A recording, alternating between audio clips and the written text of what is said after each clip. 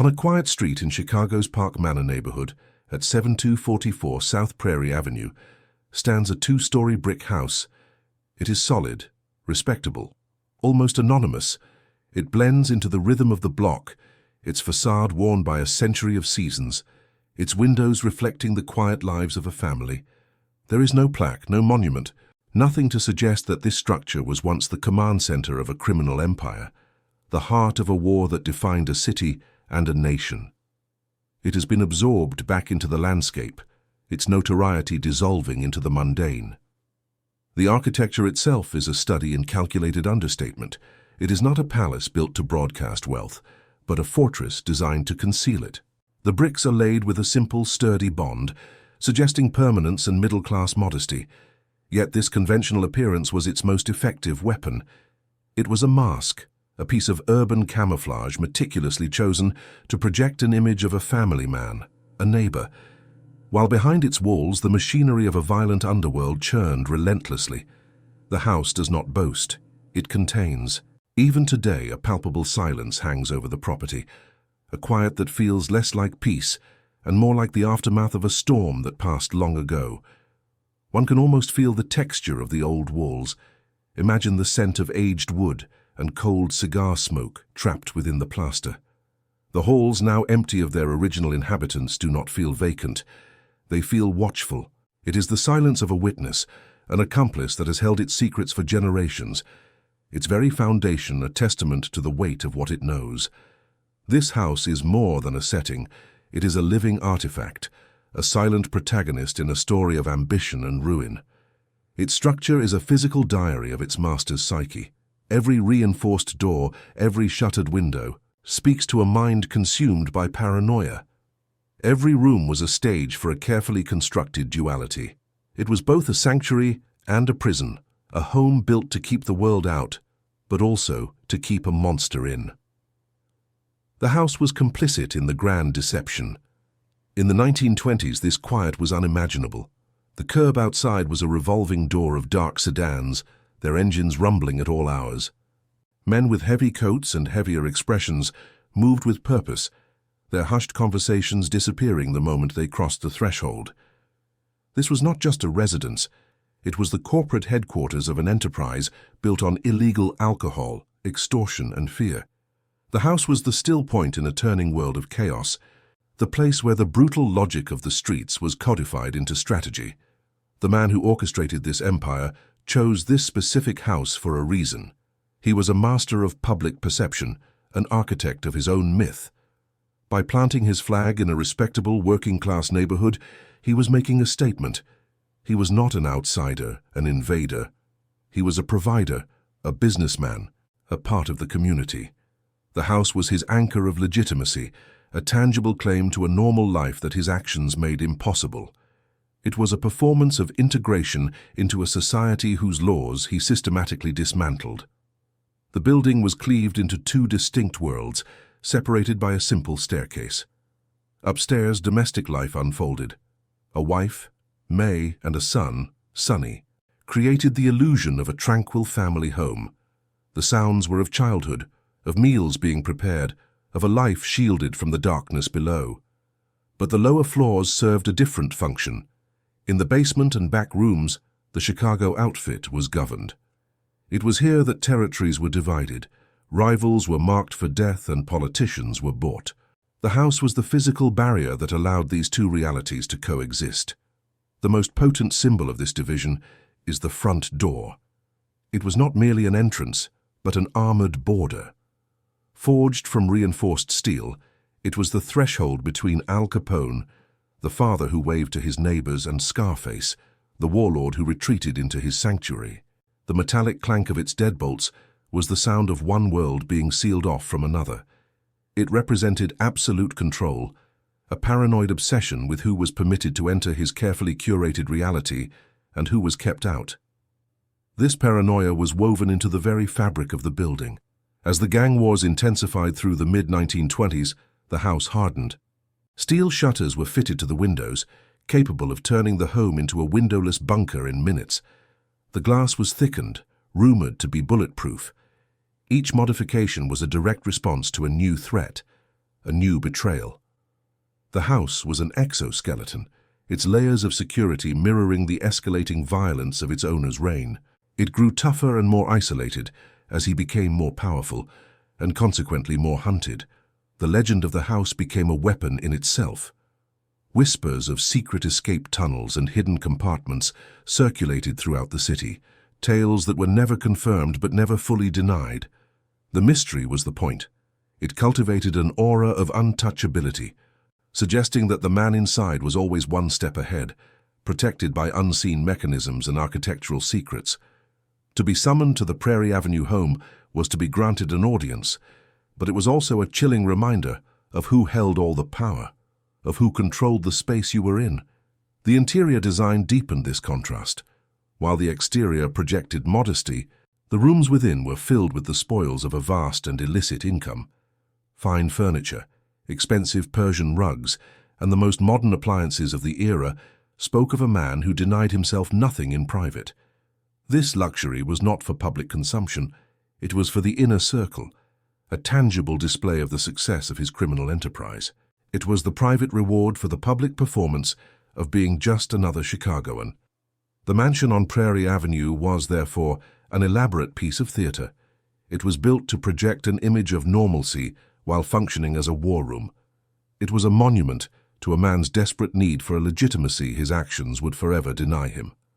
The solid brick walls were intended to provide security, to create a permanent legacy, but they were also the walls of a gilded cage, built by the very violence they were meant to withstand. Luxury was just the surface. What happened inside, few dared to know.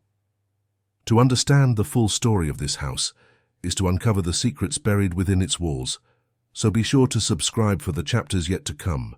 Before the fortress on Prairie Avenue was a thought, there was the chaos of Navy Street. In the shadow of the Brooklyn Bridge, a world away from the manicured lawns of Park Manor, Alphonse Capone was forged. He was born into the dense, churning heart of immigrant America at the turn of the century, a landscape of crowded tenements where privacy was a fantasy and survival a daily negotiation. The air was thick with the cacophony of a dozen languages, the smell of coal smoke and salt air, and the palpable friction of ambition grinding against poverty. This was not a world of solid brick homes, but of shared walls so thin they transmitted the dreams and sorrows of neighbors as if they were one's own. His parents, Gabriele and Teresa Capone, were part of this wave, carrying with them from Italy a dream of respectable work and a stable life. Gabriele was a barber, his hands calloused from honest labor, his aspirations humble. He sought not an empire, but a foothold in the new world, a modest but dignified existence for his children, built on the principles of discipline and community. The path he envisioned for his son was one of education and assimilation, a life lived within the lines of the law, a stark contrast to the sprawling shadow economy that thrived just outside their door. The young Alphonse was a product of both these worlds. Inside the home, he was subject to the old-world values of family and honor. Outside, the streets offered a different, more brutal education. He was bright and capable in the classroom, but his intelligence was restless, chafed by the rigid authority of the school system. He saw the limited horizons offered to boys like him, the sons of Italian immigrants, and felt a simmering resentment toward a society that seemed to prejudge his worth. The promise of the American dream felt distant, a story told to other people. The definitive break occurred not with a crime, but with an act of rebellion. At 14, he struck a female teacher in response to a physical reprimand, an explosive rejection of the legitimate path. In that moment of violence, he was expelled not just from school, but from the future his father had planned for him. He walked out of the classroom and into his true university, the streets of Brooklyn. There, the rules were clearer, the rewards more immediate, and respect was earned not with grades but with fists and nerve. He had chosen his curriculum. The allure of the local gangs, like the notorious 5 Points gang, was magnetic. They offered a sense of belonging, power, and, most importantly, a tangible route to prosperity that seemed impossible otherwise. He started with small jobs, running errands, learning the ecosystem of the underworld. It was here he understood that power was a performance, that fear was a currency, and that loyalty was a commodity to be bought and sold. This was the apprenticeship that would strip away the moral framework of his upbringing, replacing it with a cold, pragmatic calculus of risk and reward. His first significant mentor was a man who saw crime not as street brawling but as a business. Johnny Torrio, a sophisticated and strategic operator, recognized the boy's potential. Torrio was an architect of criminal enterprise, a man who understood the value of organization, discretion, and the systematic corruption of the institutions meant to uphold the law. From Torrio, Capone learned to think bigger, to see beyond the immediate thrill of violence and envision a structured, profitable organization. The seed of empire was planted. Yet a single night in a Brooklyn dive bar would forever alter the course of his self-perception and fuel the deep-seated need for a controlled private world. Working as a bouncer at the Harvard Inn, a crude comment to a woman resulted in her brother, Frank Galluccio, slashing Capone's face with a knife.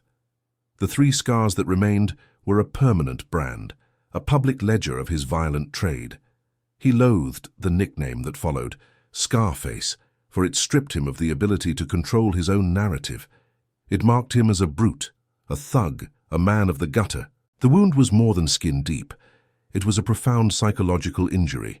It created an obsession with his public image, a desperate need to project an aura of class, respectability, and business acumen to counteract the story told by the scars on his cheek. This was the genesis of the duality that would define him.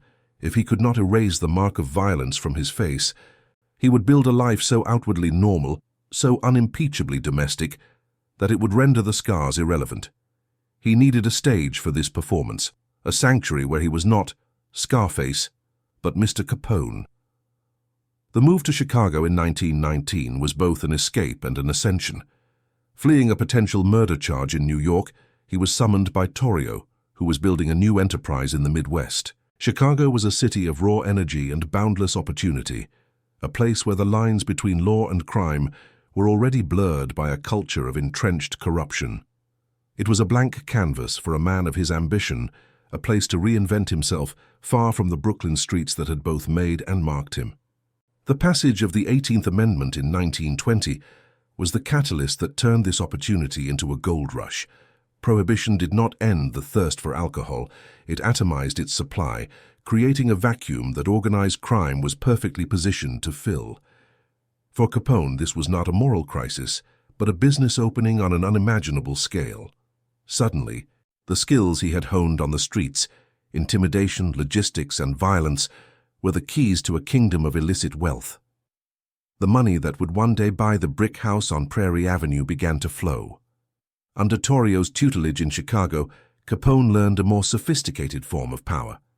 This was not about neighborhood turf wars.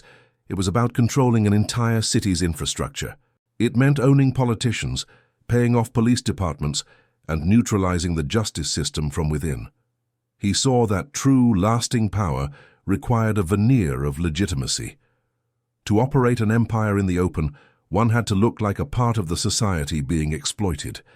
The image of a respectable family man was no longer just a psychological need, it was a strategic necessity.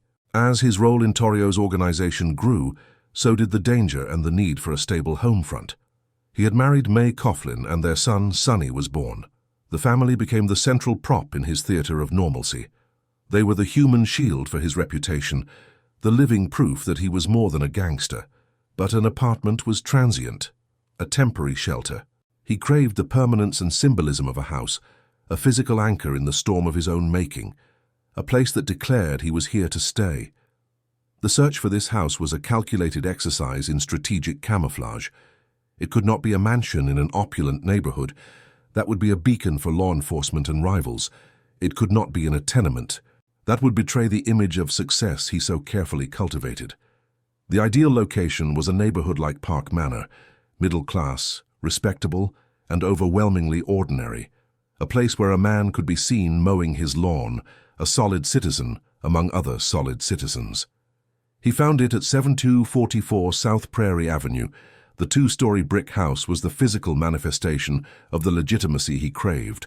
It was sturdy, unpretentious, and deeply American in its aesthetic. Its solid construction spoke of permanence, its neat yard of domestic tranquility. It was the kind of home his father might have dreamed of owning, a tangible symbol of having made it. It was a perfect, unassuming mask behind which to hide a burgeoning criminal enterprise. The purchase in 1923 for a modest sum was more than a real estate transaction. It was the laying of a cornerstone for his public identity. By planting his family in this house, on this street, he was making a defiant statement. He was not an outsider. He was a provider, a husband, a father, a neighbor. The house was his claim to a life that his actions made impossible, a carefully constructed island of normalcy in a sea of violence he himself commanded. But from the moment he crossed its threshold, the house was destined for a dual purpose. The dream of a quiet family sanctuary was inextricably linked to the violent reality of the empire that paid for it. Within its respectable walls, an unseen blueprint was already being drawn, one not of domestic bliss, but of paranoia and defense. The quiet ambition to build a home was already beginning to morph into the cold, hard necessity of building a fortress. The acquisition of the Prairie Avenue house in 1923 was not an end, but a beginning. It marked the moment Alphonse Capone began to translate the abstract power of illicit cash into the solid, tangible language of property. The initial flow of prohibition money was a steady current, not yet a flood, and it first manifested not on the exterior, but within. While the brick facade maintained its respectable quiet, the rooms inside began to absorb the profits of the burgeoning bootlegging empire, one piece of fine furniture, one expensive Persian rug at a time. The house was learning to hold secrets of wealth, just as it held secrets of strategy. This internal transformation established the building's fundamental duality from the outset. The upper floor was consecrated to the performance of domesticity, a carefully curated stage for his wife May and their son Sonny. It was a realm of contrived tranquility, its atmosphere deliberately insulated from the tremors of the underworld below. The simple wooden staircase became a border as significant as any national frontier, separating the sanitized world of the family from the raw mechanics of the enterprise that sustained it. As Johnny Torrio's organization systematically absorbed or eliminated smaller competitors, the revenue streams grew into rivers. The house on Prairie Avenue became a primary repository for this wealth before it could be laundered through legitimate fronts. The basement, once a simple space for storage and utilities, was subtly repurposed. Its damp, cool air, once smelling of earth and coal, now carried the metallic scent of currency. It was becoming the treasury of a shadow government, its stone foundations the literal bedrock of a criminal economy. The year 1924 marked a pivotal escalation, and the house registered the shockwave. When Capone was dispatched to Cicero to secure a local election for a puppet candidate, the operation descended into a brutal spectacle of kidnapping, voter intimidation, and murder. The violence was overt, a public declaration of the outfit's power. When Capone returned to Prairie Avenue from this bloody campaign, he brought the war home with him. The house was no longer just a sanctuary, it was now a target. The first significant architectural response was to the threat of reprisal. The original wooden front door, a symbol of welcome and community, was replaced. Its successor was heavier, reinforced with a core of steel, its locks more complex and severe. This was the first hardening of the shell, a direct material consequence of the violence unleashed in Cicero. Every turn of the new deadbolt was an acknowledgement that the world he sought to dominate was now a world he had to fear. In 1925, after a near-fatal assassination attempt, Johnny Torrio retired, ceding control of the entire Chicago operation to Capone. At just 26 years old, he was now the undisputed king of the city's underworld. This promotion demanded a throne room, a Capitol building, and the Prairie Avenue house was ordained to become it. Its role shifted from a high-level manager's residence to the command center of an empire at the peak of its expansion. The organization's logistics became more sophisticated, mirroring the house's own evolution. A network of secure telephone lines was discreetly installed, turning a back room into a communications hub shielded from police wiretaps. The house was being wired, its nervous system integrated directly with the sprawling web of breweries, speakeasies, and distribution routes that spanned the Midwest. Orders that sealed fates and moved fortunes now traveled through the very walls of the family home. The conflict with the rival North Side gang, now a full-blown war for the soul of the city, brought the violence to his doorstep. Motorcades became moving targets, and the streets of Chicago were littered with the bodies of his soldiers and his enemies. This constant, ambient threat necessitated a new layer of defense. The house could no longer pretend to be a simple residence. It had to become a bastion, capable of withstanding a direct assault. The most dramatic transformation came in the wake of a brazen assassination attempt in September 1926. A procession of cars filled with North Side gunmen unleashed a terrifying volley of over 1,000 rounds at Capone's entourage outside a Cicero hotel. He escaped unharmed, but the psychological impact was profound. The incident proved that no place was safe. Paranoia, once a professional requirement, now became a consuming obsession. In response, the house on Prairie Avenue donned its most iconic armor. Heavy steel shutters, custom-fitted and painted to blend with the trim, were installed on the windows. With the turn of a crank, the home could be sealed, transforming from a sunlit residence into a windowless, impenetrable bunker. The glass itself was replaced with thickened, shatter-resistant panes, rumored to be bulletproof. The house was now an exoskeleton, its defenses a direct reflection of its owner's deepest fears. This hardening of the structure gave birth to a powerful mythology. Rumors, likely encouraged by Capone himself, began to circulate about secret escape tunnels leading from the basement and hidden compartments behind walls. Whether they existed was secondary to the effect they produced. The house became a place of unseen possibilities, a fortress whose true defensive capabilities were a mystery, magnifying the aura of untouchability that surrounded the man inside. As the exterior became more fortress-like, the interior grew more decadent. The contrast was a study in his fractured psyche. While steel shutters protected him from the violence he created, rooms were filled with the spoils of that same violence. A custom-built, richly carved mahogany bar was installed for entertaining his inner circle. Imported silks draped the windows that were now shielded by armor, and the latest modern appliances filled the kitchen, tangible proof of a success that could never be publicly declared. The property also became a stage for the theater of power. To be summoned to Prairie Avenue was to be granted an audience with royalty, but it was also a calculated act of intimidation. Visitors would pass through a perimeter of watchful bodyguards, their presence a silent testament to the constant danger.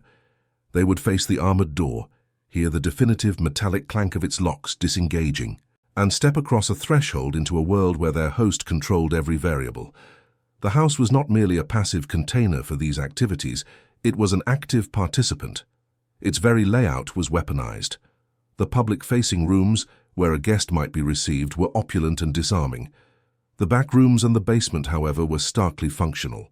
It was in these hidden spaces that the brutal calculus of the empire was performed, where territories were carved up, rivals were marked for elimination, and the machinery of corruption was fine-tuned. By the late 1920s, the house had reached its final, mature form. It was a perfect living biography of its master's ascent, each modification a chapter in his story. The modest brick exterior spoke of his calculated performance of normalcy.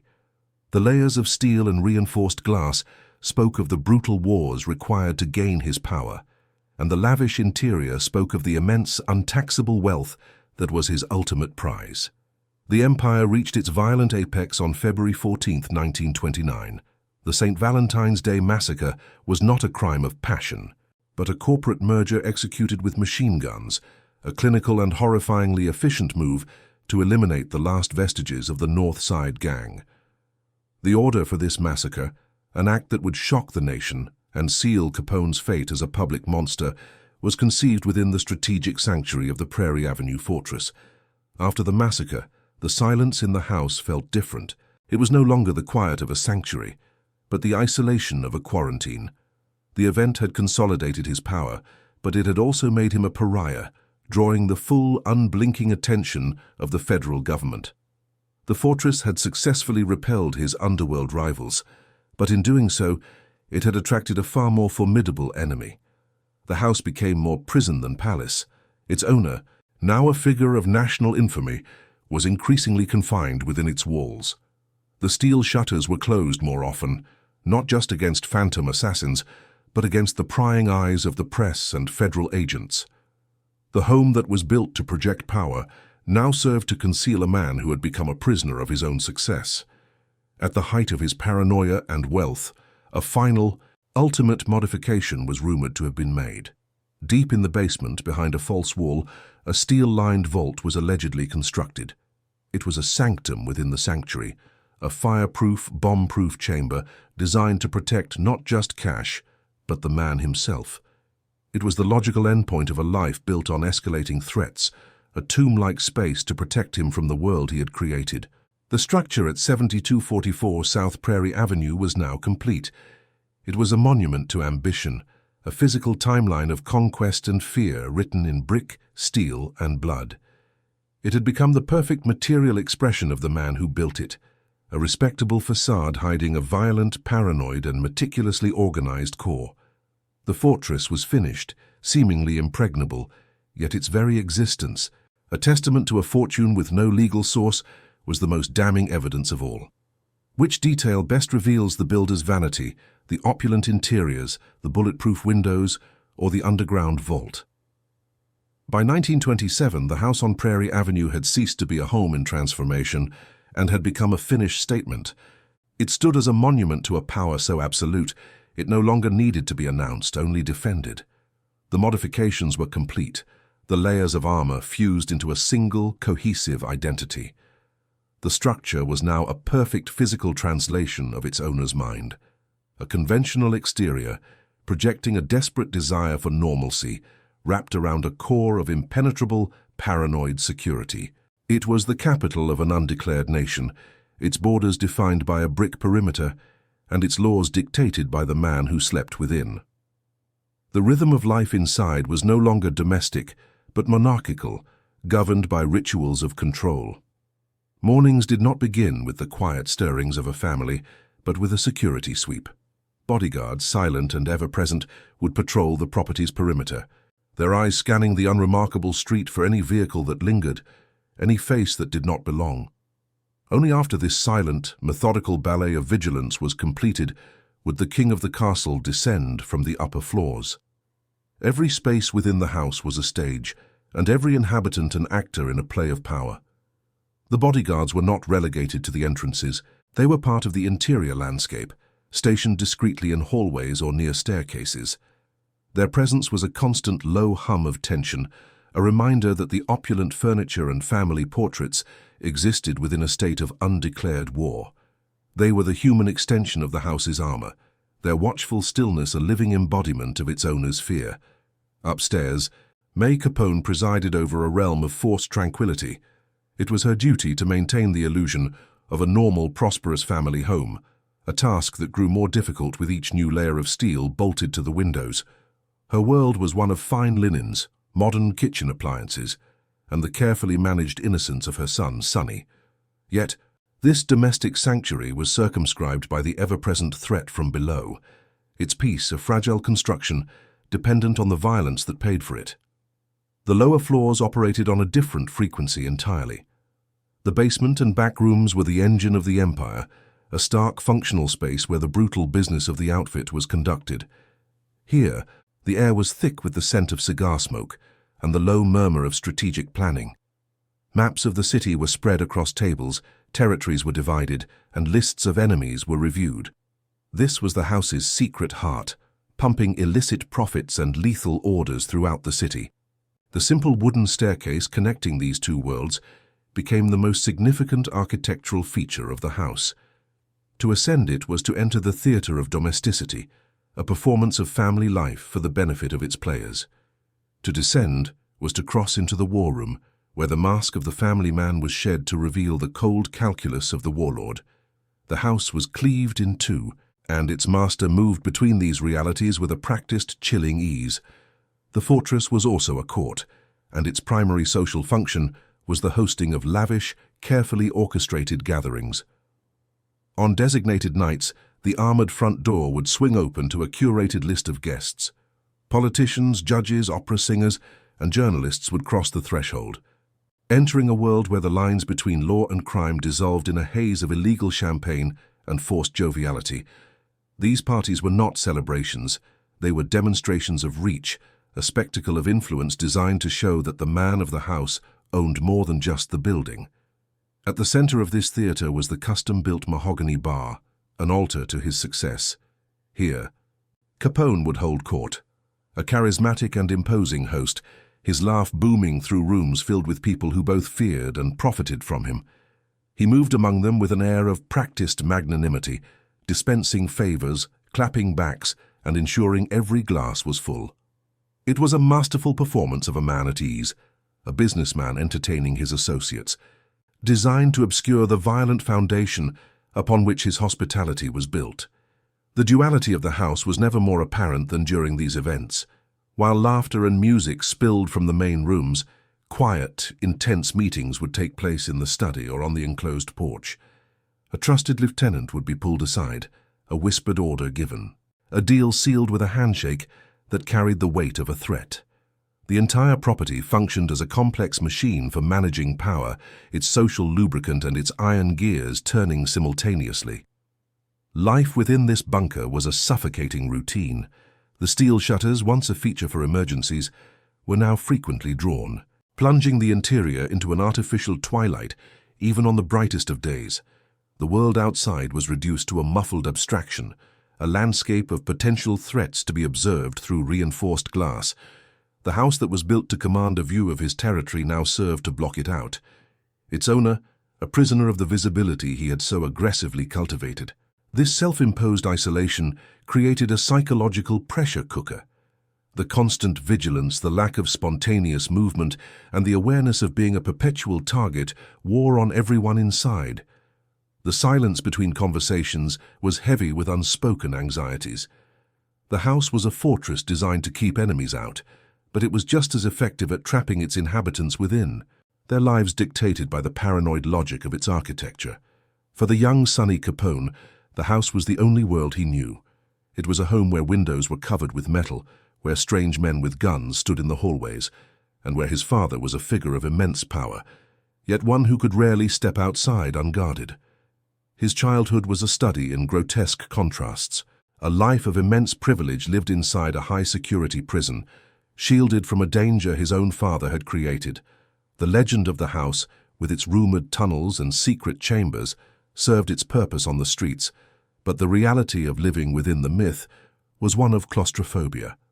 The very features designed to ensure survival became instruments of confinement. The family was insulated not only from physical danger, but from normal life itself. They were occupants of a monument, living within the cold, hard metaphor of their patriarch's life. The great armored door was the primary valve regulating this hermetic world. Its opening was a significant event, a breach of the perimeter that was carefully managed. Supplicants, messengers, and tributaries of the empire would arrive, waiting on the stoop to be scrutinized through a peephole, before the deadbolts were thrown with a resounding metallic clang. To be admitted was to be brought into the inner sanctum, a privilege that underscored the host's absolute control. The house became the central depository for the empire's cash flow. Couriers arrived daily, delivering satchels filled with the profits from 1,000 speakeasies and gambling dens. This river of currency flowed into the basement, where it was counted and bundled in the cool subterranean quiet. The house did not just metaphorically rest on a foundation of crime. It literally sat atop a treasury of illegal wealth, its stone walls absorbing the energy of a city's vice. Amidst the constant threat and meticulous orchestration of crime, a bizarre pantomime of normalcy was rigorously maintained. Dinners were served at a set time in the formal dining room. May would manage the household staff, and Capone would, on occasion, be seen in the yard with his son. These moments of manufactured domesticity were the most surreal performances of all, an attempt to impose the rhythms of a simple life onto a reality that was anything but. Yet the facade could crack. The immense pressure would sometimes erupt in flashes of the temper that was legendary on the streets. A misspoken word, a piece of bad news, could shatter the curated calm, and for a moment, the brute behind the benevolent host would be laid bare. In these instances, the house would seem to hold its breath, its opulent rooms suddenly feeling like a cage for a dangerous, unpredictable animal. By 1929, the fortress was complete, a seemingly invincible headquarters for a man who believed himself untouchable. He had eliminated his rivals, bought the political machinery of the city, and built a physical bastion to protect himself from the consequences. The house stood on Prairie Avenue, not just as a home but as a declaration of victory, a brick-and-mortar testament to the triumph of his will. But the very perfection of the fortress was a flaw. Its existence, its widely known luxury and impenetrable security, was a constant public taunt to the federal government. It was a monument to a fortune with no legitimate source, to a lifestyle that could not be explained by any tax return. The house was a magnet for a different kind of attention, one that could not be deterred by bodyguards or steel shutters. While Capone focused on the enemies he could see, the assassins and rival gangs, a new adversary began to watch him. This enemy did not carry a machine gun but a ledger. It was a quiet, methodical force that was not interested in the house's defenses, but in its cost. The gaze of the Treasury Department was turning towards Chicago, and its agents were beginning to ask a simple, devastating question. How could a man with no declared income afford to build a kingdom? The rain from within the Prairie Avenue fortress felt absolute, its defenses flawless. But the greatest threat was not an assault from the outside. It was the slow, meticulous deconstruction of the myth that the house was built to sustain. The structure designed to hide the truth of his enterprise was about to become the most compelling evidence of its existence. The St. Valentine's Day massacre was an act of corporate consolidation, a final, brutal solution to a market dispute. But its echoes traveled far beyond the blood-stained brick wall of the Lincoln Park garage. They seeped into the national consciousness, and they returned to the house on Prairie Avenue not as a sound of victory, but as a chilling, pervasive silence. The fortress had won the war, but in doing so it had drawn the unblinking gaze of an entire nation. The name Capone, once a whisper of local power and illicit glamour, was now a headline screamed in every newspaper from New York to California. The house seemed to absorb this new infamy. The quiet on the street felt different, heavier. Before, it was the respectful silence afforded to a dangerous neighbor. Now it was the charged stillness of a crime scene under observation. The very air around the property grew thin, charged with the energy of 1,000 unseen eyes. The fortress, designed to repel physical assault, was suddenly vulnerable to something far more insidious: public condemnation and the cold, patient scrutiny of the federal government. Inside, the atmosphere began to sour. The swagger that had once filled the opulent rooms curdled into a low-grade, constant anxiety. The rhythms of the empire, once confident and expansive, became furtive and defensive. Conversations were held in lower tones, and glances lingered a moment too long. The house, once a symbol of untouchable power, was becoming a pressure cooker, its thick walls trapping the escalating paranoia of its master. The first crack was not in the brickwork, but in the myth. The public image of a benevolent rogue, a provider of harmless vice, was shattered by the clinical brutality of the massacre. Journalists who had once been fascinated guests at his parties now wrote of him as a monster. This shift in narrative was a weapon far more potent than a Thompson submachine gun. It stripped him of his carefully constructed legitimacy, leaving him exposed as a common, albeit extraordinarily successful murderer. A new kind of enemy now circled the fortress, one that did not announce its presence with the rumble of a sedan. These men wore suits, not fedoras, and carried briefcases, not shotguns. They were accountants and lawyers from the United States Treasury Department, an army of meticulous, faceless bureaucrats. They were not interested in the steel shutters or the armored door. They were interested in the source of the funds that paid for them. Their investigation was a slow, grinding siege, a war of attrition fought on paper. They did not need to breach the physical defenses of the house. They needed only to deconstruct the financial empire it represented. Their weapon was a simple, devastating question. For a man who claimed only modest, legitimate income, how was this fortress, this lifestyle, this absolute power possible? The house itself was the primary piece of evidence against its owner. The paranoia that had been a professional tool for Capone now became a consuming pathology. He began to see betrayal in the faces of his most trusted lieutenants. The lavish parties ceased, replaced by tense, functional meetings where loyalty was questioned and fear was the only currency. The house was no longer a court for dispensing favors, but an interrogation chamber for testing allegiances.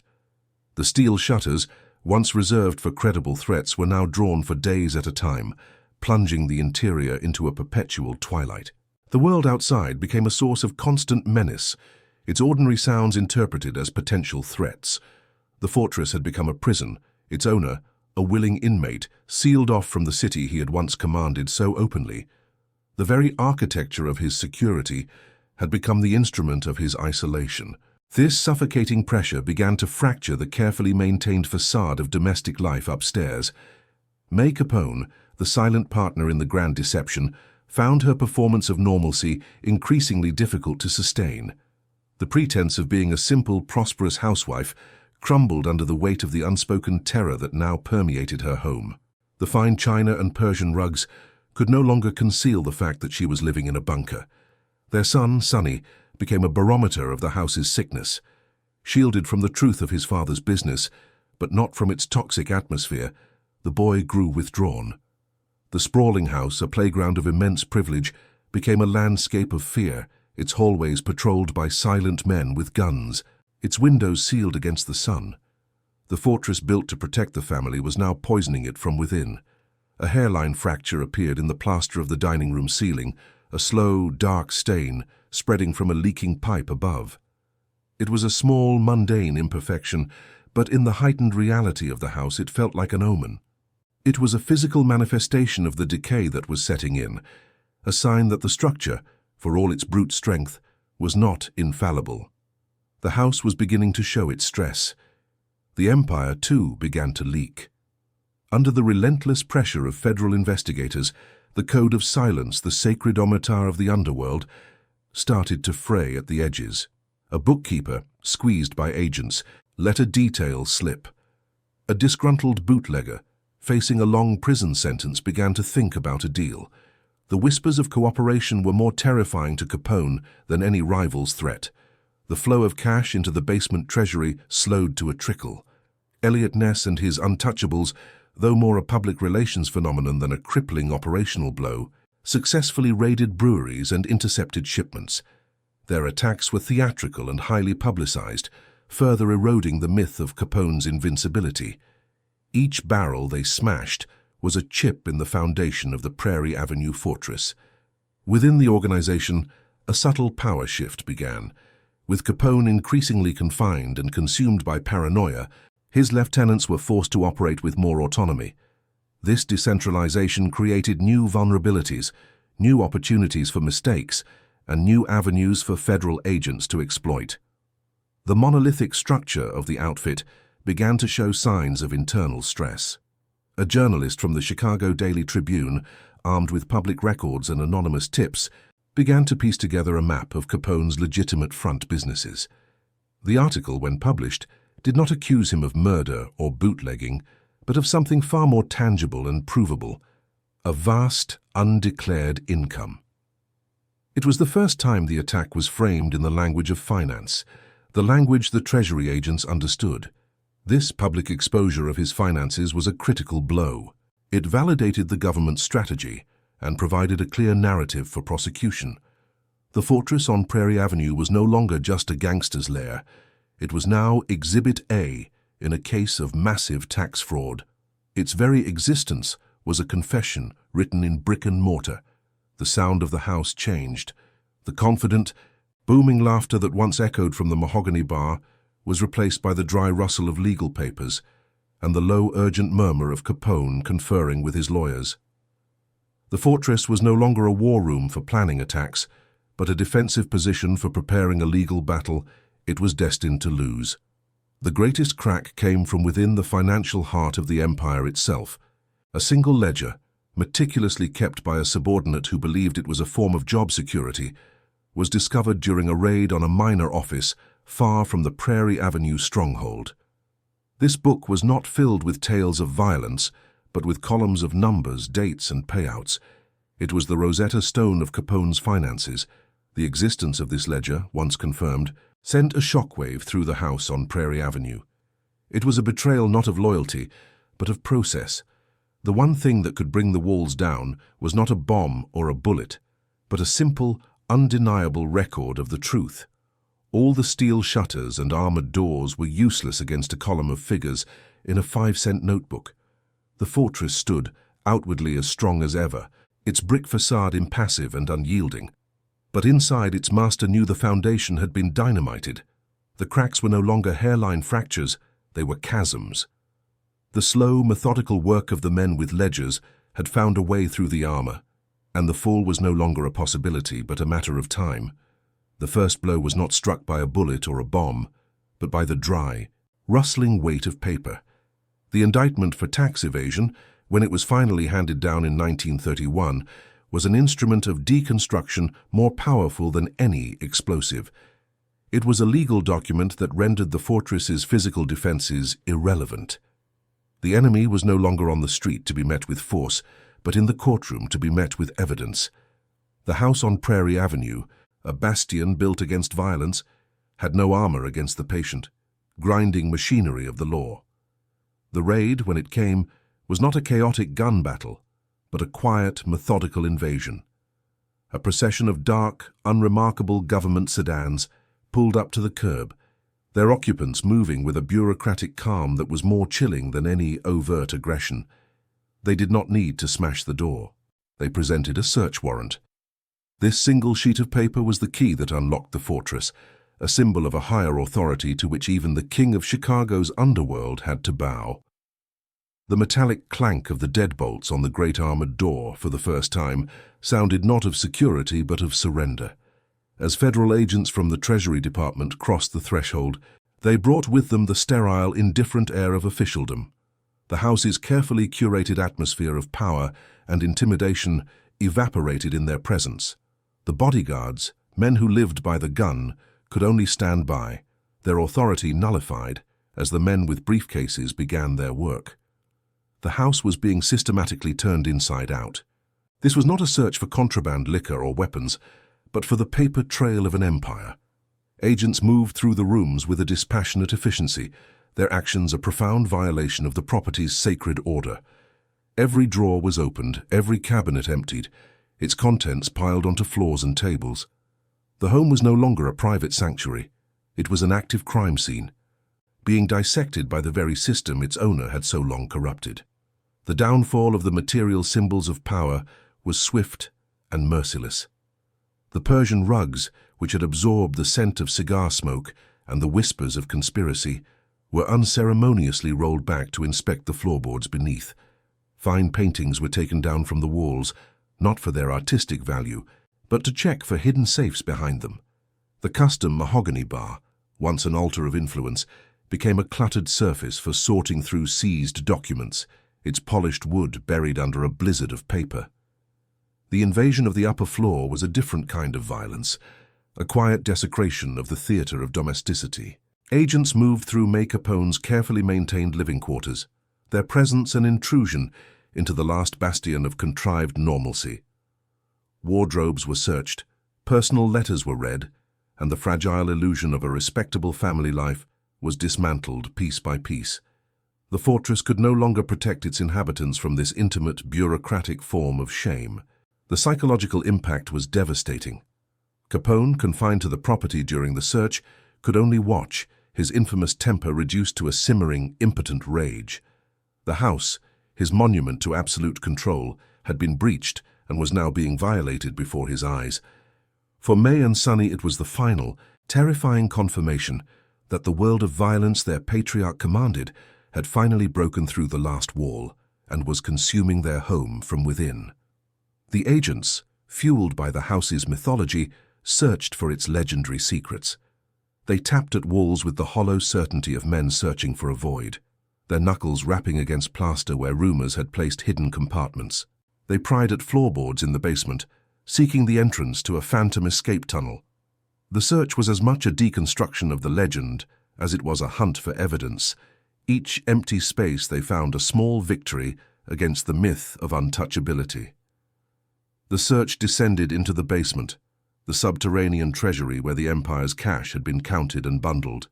This cold, damp space, the literal foundation of Capone's power, was subjected to the most intense scrutiny. Every crate was splintered open, every corner probed. The agents were not just looking for money, they were looking for the ledgers, the physical link between the man upstairs and the vast illegal enterprise that had paid for every brick and steel plate above their heads. The great steel safe, concealed in a back room and rumored to be impregnable, became the focal point of the assault. It was not blown open with dynamite in the style of a bank robbery, but subjected to the slow, grinding indignity of a drill bit. The high-pitched whine of metal on metal was the sound of the house's last secret being pried open. The act of its violation was more significant than its contents. It was the ultimate symbol of the fortress's final, absolute failure to protect. The humiliation was a public spectacle. As federal agents worked inside, a crowd of journalists, photographers, and curious onlookers gathered on the street outside, held back by a line of local police who were now powerless to help their former benefactor. From the sky, the whirring blades of a news helicopter's rotor became a new mechanical vulture, its camera lens a prying eye that violated the house's privacy from an angle its builders had never considered. The fortress was besieged on all sides, its shame broadcast for the entire city to see. The ultimate irony was that the most damning evidence, the meticulous ledgers that would seal his fate, were not found within the fortress's walls. They had been seized from a smaller, less significant office elsewhere in the city. The raid on the Prairie Avenue mansion was, in the end, a piece of theater. It was a symbolic act, a public dismantling of the man's aura of power, using his greatest material possession as the stage for his downfall. The house was being punished for its owner's sins. Following the conviction, a new wave of officials arrived. These were not investigators but receivers. They came with clipboards and catalogues, their purpose not to search but to seize.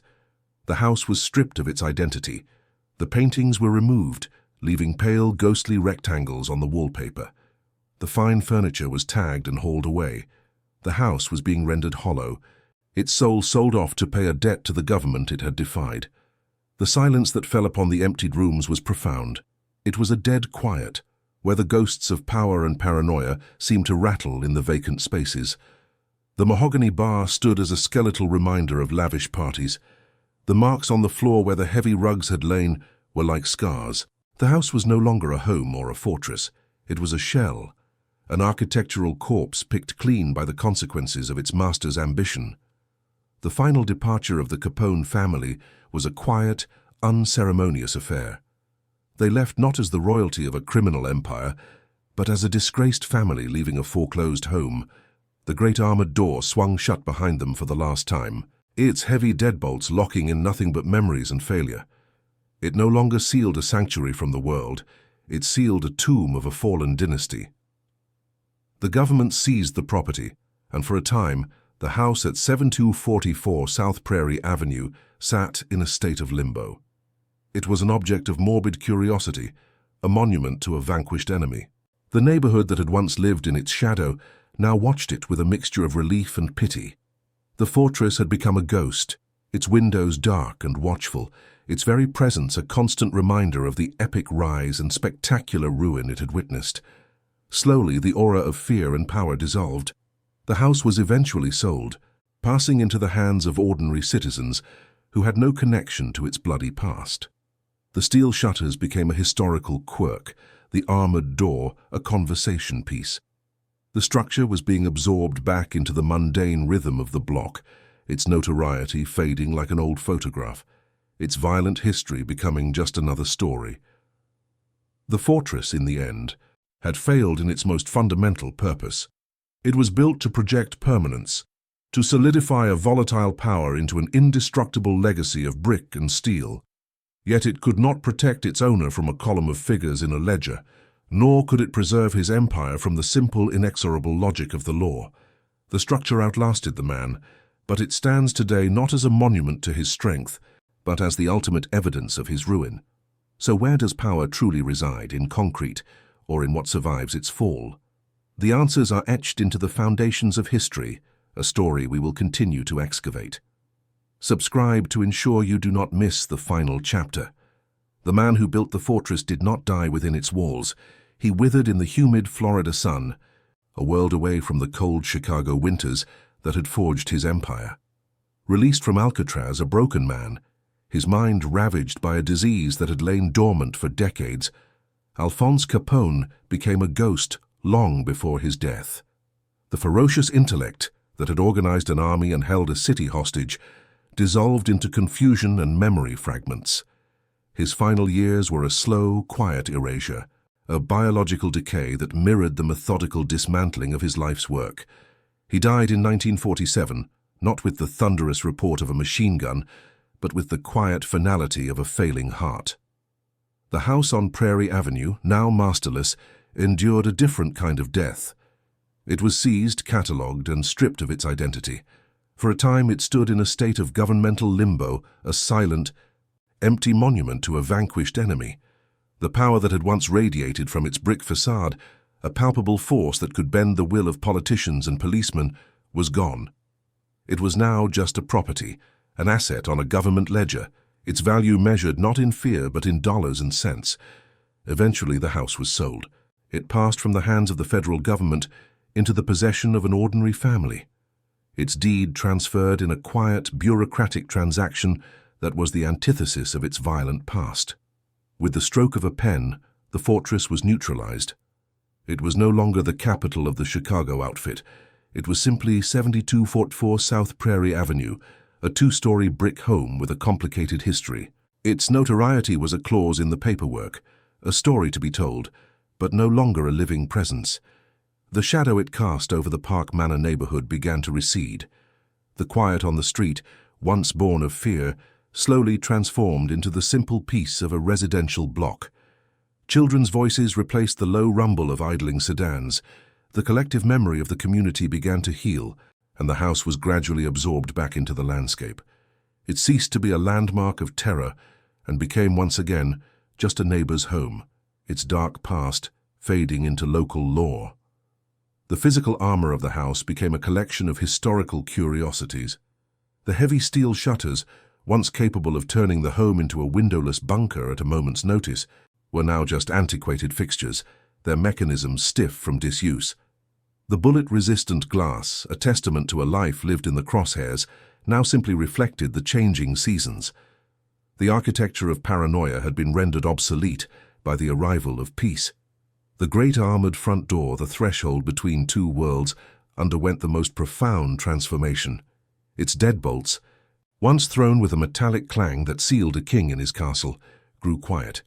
The door that had barred entry to enemies and federal agents now opened for mail carriers, delivery drivers, and neighbors borrowing a cup of sugar. Its symbolic weight had been lifted, its function rewritten from a barrier of absolute control to a simple point of entry into a family home. Inside, the ghosts of conspiracy were exorcised by the mundane rituals of domestic life. The basement, where a river of illicit cash once flowed, was likely repurposed for storage, its damp air holding the scent of old furniture and forgotten belongings rather than currency and fear.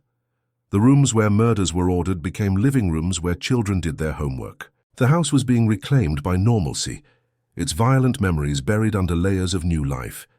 Yet the legend did not vanish entirely. It was commodified. For decades, the house became a morbid point of interest on gangster tours, its facade photographed by tourists seeking a tangible connection to a mythologized past. The fortress was demoted to a spectacle, its history reduced to an anecdote told by a guide over a crackling microphone. It was no longer a source of power, but a piece of memorabilia, its terror packaged and sold as entertainment. Today, the house at 7244 South Prairie Avenue still stands. It is not a museum, nor is it a ruin. It is a private residence, solid and respectable, its brick facade worn by the passage of a century. It has outlived its infamous owner, his victims, his rivals, and the very era that gave him his power.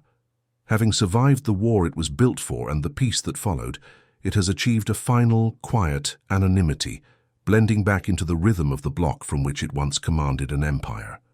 The fortress was built to create a legacy of permanence, to solidify a volatile and bloody power into an indestructible monument of brick and steel. It was meant to be a declaration that its owner was here to stay. In a way, it succeeded. The structure remains, a silent witness that has absorbed the echoes of a collapsed world. But it stands not as a monument to its master's strength, but as the ultimate evidence of his transience. Perhaps what we build says less about our power than about our fear of being erased. On a quiet street in Chicago, a two-story brick house stands as proof that even the most formidable fortress is, in the end, just a container for a story, its walls destined to hold nothing but the silence that follows the fall. If stories like this make you see power from a different angle, subscribe to follow other downfalls as astonishing as this one.